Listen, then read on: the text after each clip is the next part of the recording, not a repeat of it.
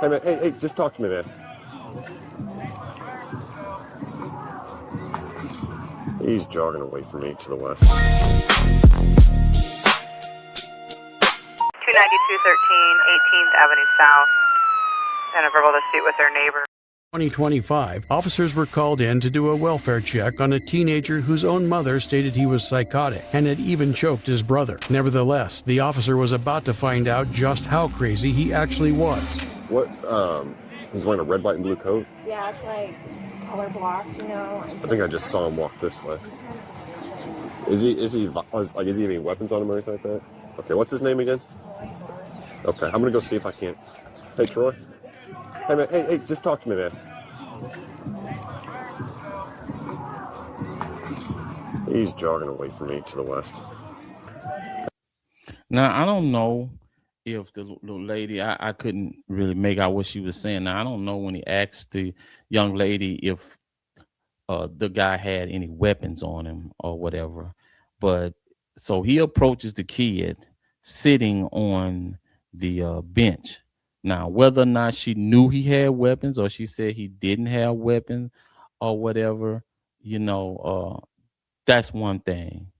But I want to know what you would have did in this situation. How are you going to handle it? And what do you think he did wrong in this situation? Hey, man, you're not in trouble. Hey, Troy, come on. You're not in trouble, man. Just talk to me for a second. We're walking north now between fields 4 and 3. Hey, come here, man. Hey, you're not in trouble, man. Just talk to me for a second. Hey, just talk to me for a second. What's going on? You guys don't want to help. I do want to help. I'm not. Hey, I want to help, man. Tell me how I can help. Hey, Troy.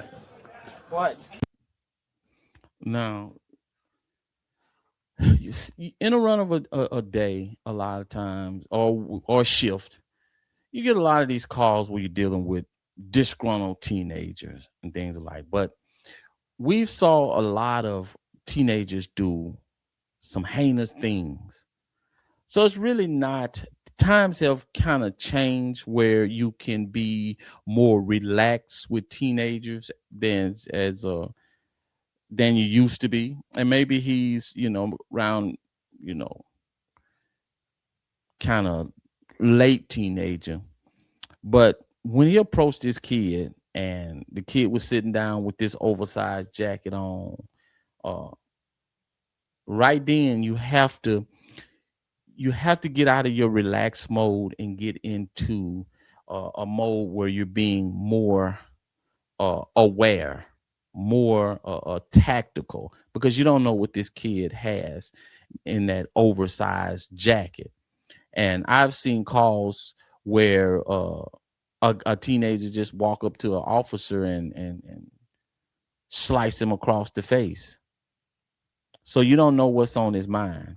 So right then you got to get yourself ready and to deploy. If you have to deploy your service weapon, if you have to deploy your taser, whatever you decide that you want to use and whatever it called for. But you can't be sitting there trying to talk to this dude with his hands in his pocket, number one, in an oversized jacket. You don't know what this kid got.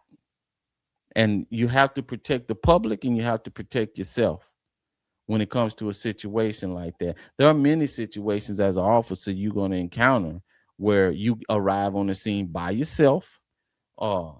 You think that it's a call where, hey, it doesn't really call for my backup to be here right now, but I'm going to need somebody. And so you decide to go and locate the teenager.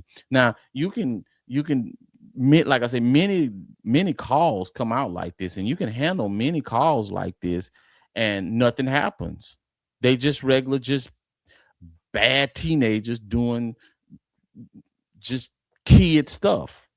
So, and it gives you a sense of complacency. But what do you do when this kid comes out with a weapon? Because he just had it with everybody. He had it with his mother. He done had it with his brother. He done had it with his teachers. He just don't want to be bothered with anybody anymore. What are you going to do? What are you going to do? He has his hands in his jacket. He could very well have a small pistol in there, or a small some sort of handgun, into where he just quickly draw it on you before you can even draw your service weapon. So you have to be very, very careful with these calls. I've seen these things go sideways. I've seen them go sideways real quick. Now this guy kind of look like he just wants to run away. He really don't want to be bothered. And, you know, he's over there choking out his brother, doing all kind of crazy stuff. And sometimes, you know, you have to effect an arrest and take the kid into juvenile detention because he won't stop. You tell him to stop, you give him the lecture, and you end up coming back 3 days later. You give him another lecture, you tell him we're going to take you to jail and all this kind of stuff. And next week, you right back over there, and him and his brother getting into it again. Next time you come over there, he has a bloody nose. His father has a busted lip. And now it's a whole different situation. Because I've seen parents literally be scared to death of their children that they raising. Literally, they don't. The parent hate to go home. They're living in hell in their own homes. And you find a lot of these kids that, you know, they cause these kind of problems. And I don't know, I mean, we can get into how they're being raised or whatever, but it is what it is. But in a situation like this, you can't never be too complacent when it's dealing with these type of calls, because these are type of calls that will get you hurt and get your fellow officer hurt if you're not careful. Fire, shots fired.